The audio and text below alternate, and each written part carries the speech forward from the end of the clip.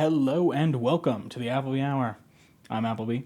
And Biden dropped out. It actually happened, you know. I I wanted to ignore my instincts because I was so worried that it was just wishful thinking, but it happened. And you know, it's a real shit show. Just the whole thing. So much energy and chaos. Oh, I love it. And it especially now that it's going my way.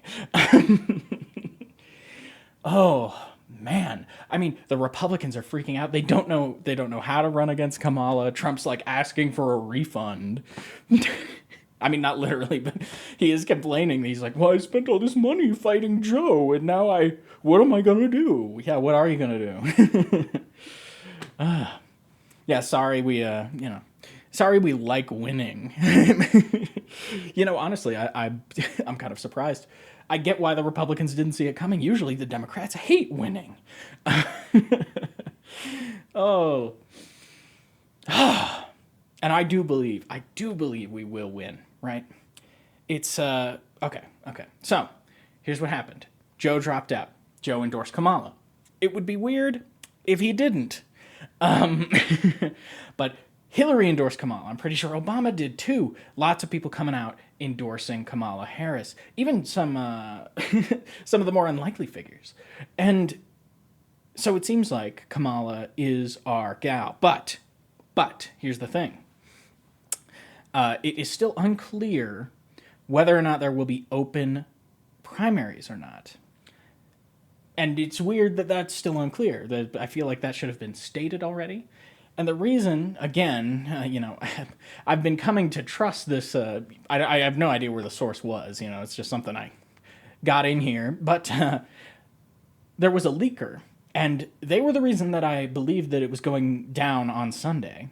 It went down on Sunday. And that same leaker said that there would be a limited primary with a few candidates. That sounds cool. Now, I think if we were to do such a primary, Kamala would still win, and I think she'd probably sweep. But in the event that there is a major upset and we find a candidate that's more popular, I say even better, right? Now,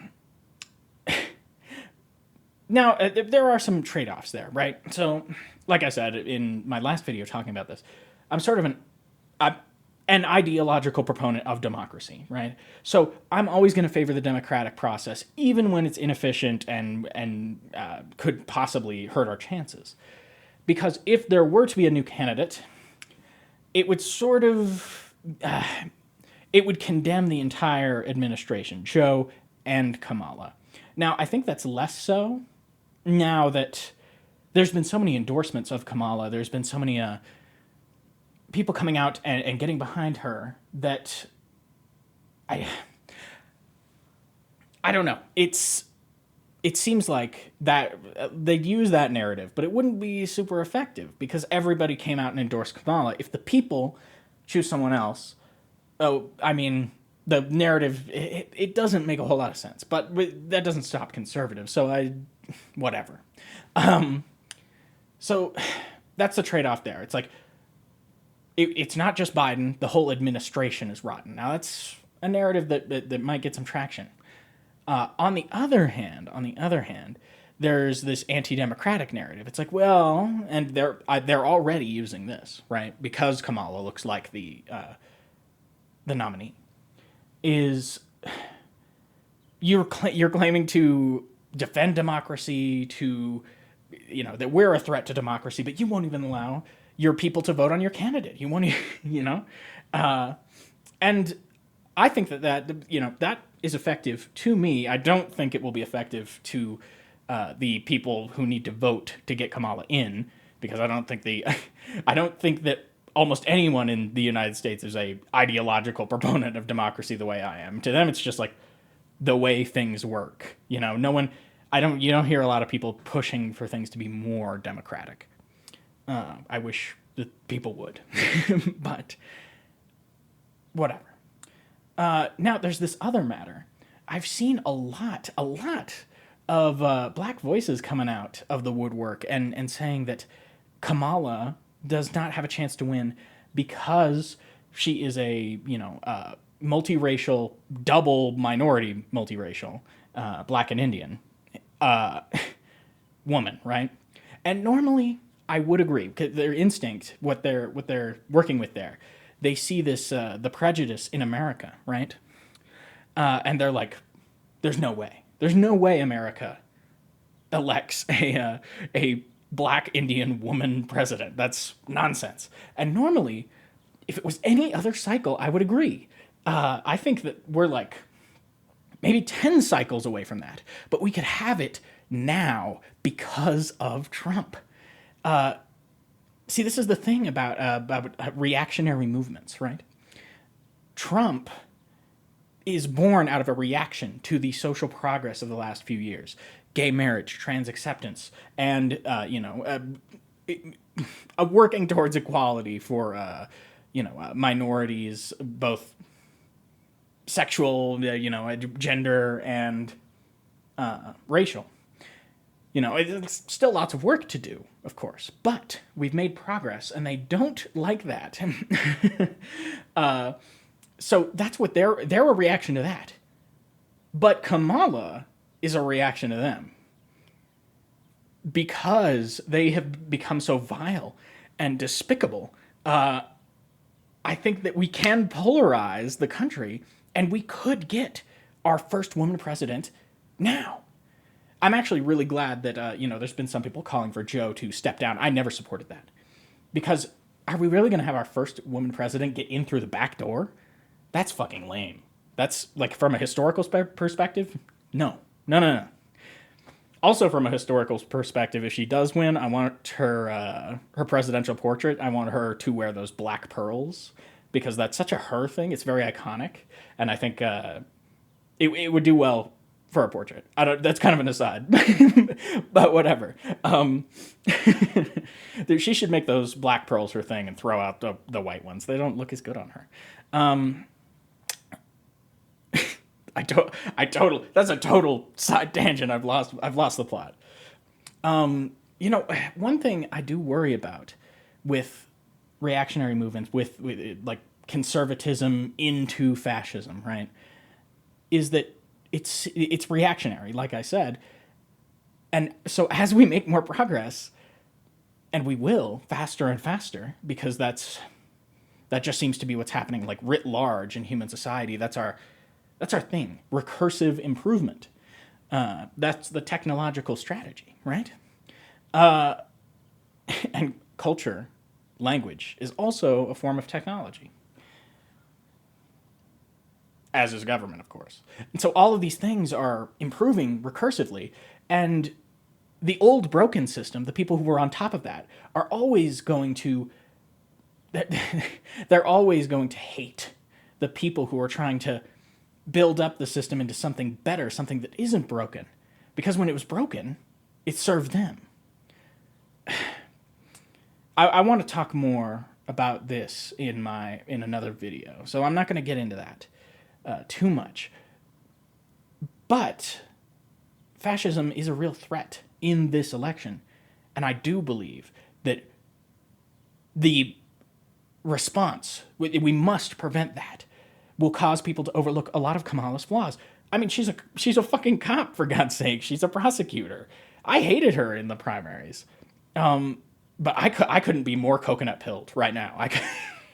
It's I am 100% on board with Kamala and her campaign, and it's because she is such a better alternative, like young and vibrant and and potentially just hugely historic. Yesterday was the DNC's best fundraising day this entire cycle. I mean, maybe even more historic than that. I don't know the details, but there's a reason. There's a reason. After Joe dropped out, people, small dollar donors, people like, me, like, when I had disposable income, when I was working in Walmart, a graveyard shift right out of high school, and I had a recurring, that Bernie always bragged about. Oh, it's $27 is our, like, was it average or mean or median, I don't know, whatever. You know, he bragged about how small his donations were. It's like grassroots, right? So I had a monthly recurring $72 donation to show those people up. And, you know, despite the fact that the DNC kind of screwed him and he lost and that money ended up in, you know, the Hillary campaign, I don't regret it. You know, I don't regret it. And if I had the money to spare, I'd be giving it to the Kamala campaign right now. You know, hey, if you want to make that happen, comment, share, you know the things. But I don't know. There's just this change in the air. You know, I'm feeling great, really optimistic for the first time in a long time. It seemed like the decline of our country, which I really do believe has a great skeleton, something that could be shaped into what it was always meant to be. The best angels of our nature are beautiful here in this country. I really do, you know, like, I'm a leftist, and it's kind of weird for me to say this, but I do consider myself a patriot. I believe in the revolution. I believe in what this country stands for, in what it started, in federalism, in democracy, in the republic. And it seems like all those things which were on the chopping block 2 days ago are now, we have a fighting chance. I don't know. You know, I don't want to spoil the moment. Anything can happen, right? But, like Trump's already said, there's some private source, so it's whatever, it's hearsay, but that he might not even do a debate with Kamala because she's an illegitimate candidate. Like, they're terrified of her. They don't know how to fight her. And, you know, that's the thing. They'll try to fight her, and they'll just spew racism and sexism, and everyone in this country will see exactly what they are, and you'll get people on your side that you never thought you would, you know?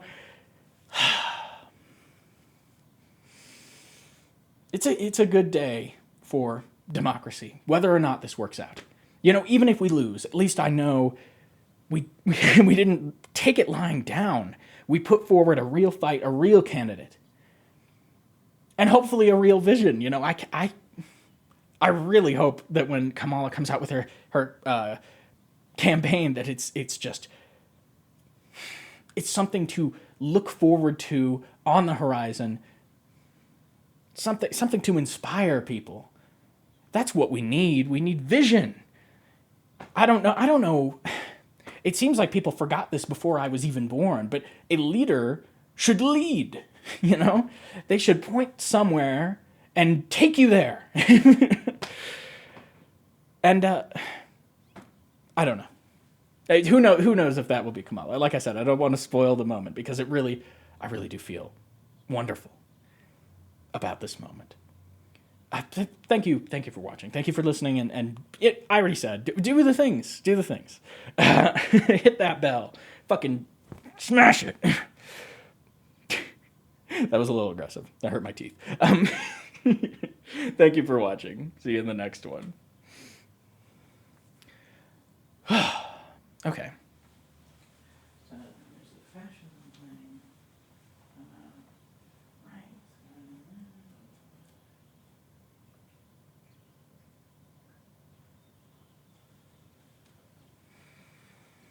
What was the other one? Oh, I can't forget a whole video. Come on. Just okay.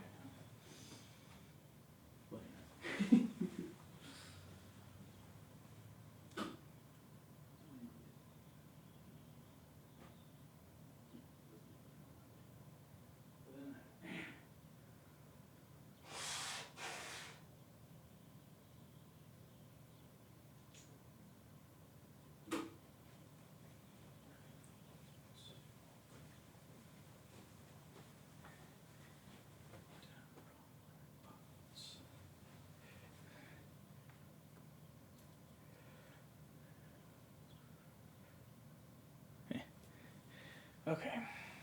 Come on.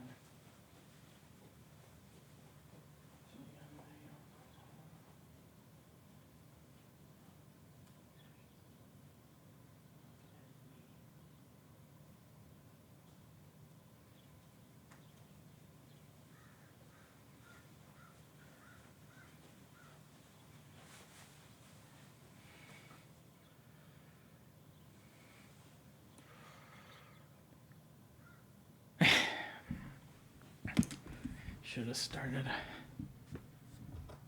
sooner. It's a balancing act, I suppose.